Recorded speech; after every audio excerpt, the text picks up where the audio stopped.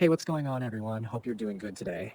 We've got a brand new update for the finals, version 8.3.0, and I want to talk through every single piece of it in a way that actually feels like we're hanging out, breaking it down together. There's a ton to cover, and I'm not going to just skim over the patch notes. Instead, I'll go step by step through what's changed, what it means when you're actually in a match, and how this might shake up the way we play. It's going to be a long one because I want to really get into the details, the context, and even a bit of the meta shifts you can expect. If you've been grinding ranked, running quick play with friends, or just curious about the new limited time mode, this update definitely has a few things that will hit you right away. So first off, the thing that's probably going to stand out the most when you boot up the game is the limited time mode called Heaven or Else. This one is a 5v5 and it's set on the final stage. Now, instead of your regular weapons and utilities, everyone is using the spear. That means you're going to get a completely different kind of fight compared to what you're used to in the normal modes. The focus here is on knocking people around, and the big twist is that the lower someone's health is, the farther they get launched when you hit them. So imagine catching someone on the edge of the arena, smacking them when they're at half health or lower, and watching them go flying right off the map. It's wild, and honestly, it makes positioning more important than raw DPS. The mode is running for 2 weeks, and along with it comes a contract track that gives you up to 12 rewards for free, which is a nice touch. The cosmetics and little unlockables tied to these events always give the game a fresh layer, and the fact that it's free just means more incentive to mess around in the mode, even if you're usually a ranked grinder. It also feels like Embark is experimenting here, trying to see what kinds of sandboxy, chaotic modes click with players. Now, while that's fun and flashy, the bigger long-term stuff comes in the map updates, and these are changes you're going to feel every time you load into a match, especially if you're playing competitive. Seoul's hospital roof has always been this pain point, right? If you've played there, you know what I mean. It was basically a 60-meter run of being exposed, no cover, just praying you don't get shredded on the way across. With this patch, that distance has been cut down to 36 meters, and they even added a 16-meter overhang. That makes such a difference in terms of survivability and pacing. Instead of being a death sentence to rotate, it's now more about how well you use that extra cover and how smartly you time your move. Plus, they added a doorway and a vent, which changes the way defenders have to hold it. It's not just about waiting to laser people crossing anymore. Now you got to consider flanks and sneaky plays from angles that didn't exist before. For coordinated teams, that's going to add another layer of strategy. But for solo queue, it at least means you won't feel like you're signing your death certificate every time you try to cross that roof. On SYS Horizon, the campus area also got some love. The destructible cubes in that spot always felt like tissue paper. You'd use them for cover and they'd melt almost instantly. Their health got doubled from 1,000 to 2,000, which sounds like a number tweak, but it really means you can actually plan fights around that space now. You're not just relying on paper walls.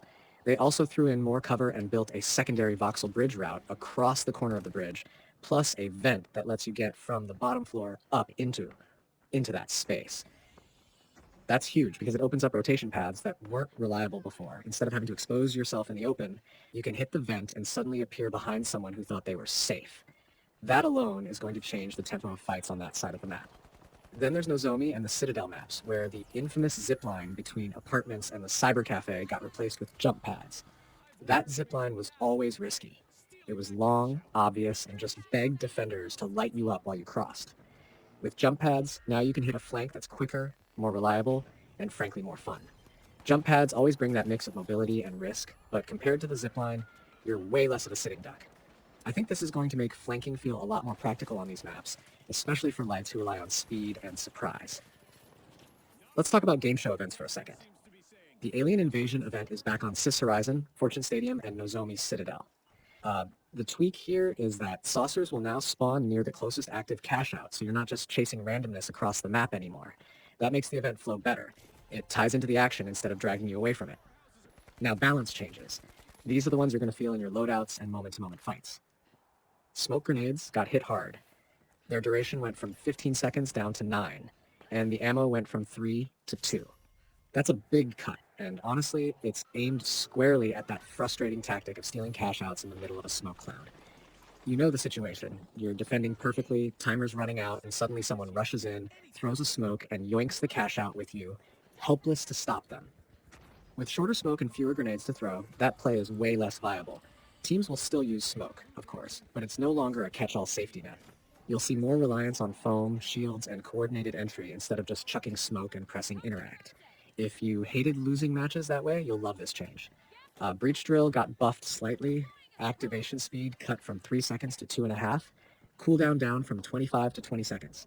That means you'll see it in play more often, and it'll feel more responsive when you actually try to use it mid-fight. I think it'll get a bit more adoption from people who were frustrated at how slow and clunky it used to feel. The BFR Titan saw a damage nerf, 98 down to 90. On paper, that doesn't look massive, but the real goal was to remove the combo where you'd use Winch Claw to grab someone, line up the BFR headshot, and instantly delete Lights with no counterplay. That combo is dead now, and it means Lights have a little more breathing room instead of always fearing a cheap grab and blast. It also slightly lowers the all-around dominance of the BFR, though let's be real, people are still going to run it. It's just not quite as oppressive. Cash-out respawns got tuned too.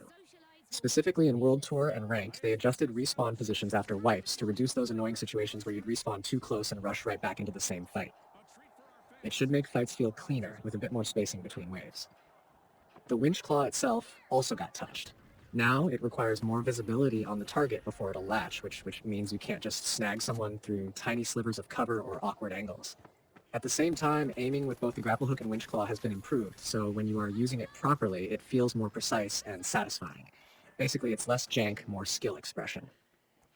On the quality of life side, revived statues now show whether they belong to a light, medium, or heavy. That's such a simple fix, but makes a world of difference when you're scanning the battlefield and deciding who to prioritize. Reticle customization is here too.